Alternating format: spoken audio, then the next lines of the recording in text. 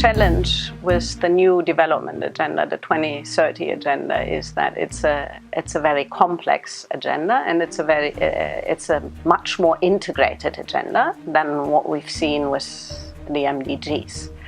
If you break down the SDGs, they're basically, to me, about three main things. Right? They're about eradicating poverty, and as part of that process also decreasing inequality.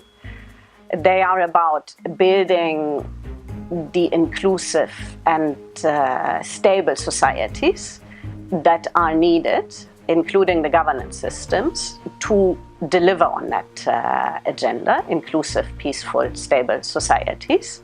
And they are about saving the planet. But what that means is that everything is in fact linked with everything. You can't approach the goals in isolation, because there are spillover effects on all of them. And so what it means for us as actors in development, both on the government side but also on the UN side or the UNDP side, is that we fundamentally need to actually change the way we work. We need to work in a much more integrated manner, working across sectors, working across silos. We very much, as UNDP and as the UN, need to become the platform and the dogging station for all these type of different issues to converge.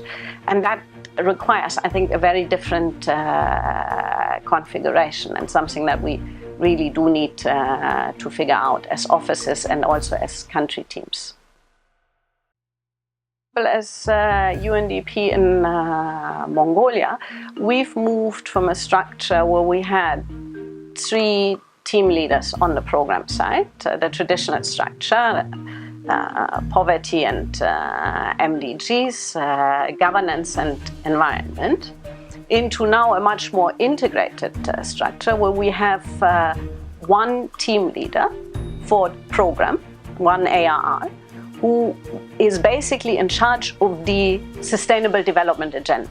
So overlooking basically all the inputs that we will need to have on implementing the SDG agenda, whether it's on the governance side or whether it's on the SDGs and informing policy making for the SDG agenda, figuring out the budgets, costing, financing of the SDGs, figuring out the sequencing of policies, all these things that we will need as an office to advise the government on, because there will be very hard trade-off decisions for any government to take.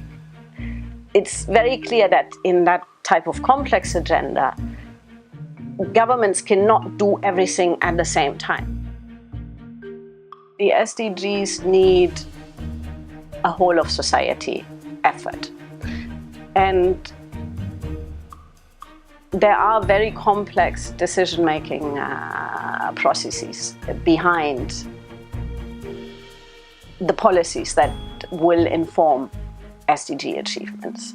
So I think for UNDP, to me it means 2 things. We need to become much better on 2 fronts. One is being a solutions provider to those very complex, integrated questions.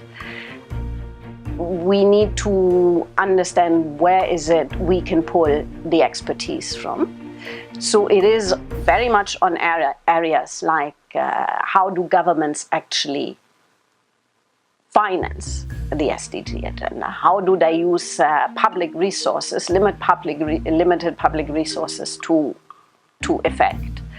But it's also about, policy analysis, in the sense that making sure that policies in one area don't undermine policies in another area getting towards the overall goal. So we need to become a lot better on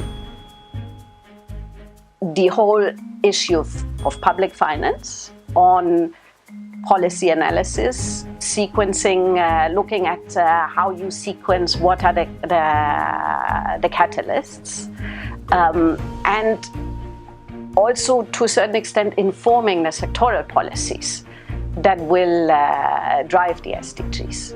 So it's a different mix of expertise. It's more integrated expertise, but it's also strong sectoral expertise that will be needed in certain areas. For Mongolia, for example, the one that stands out is climate change. Climate change is going to be, to me, one of the make or breaks in whether Mongolia will achieve the SDGs, because Mongolia is one of the countries worst affected by climate change.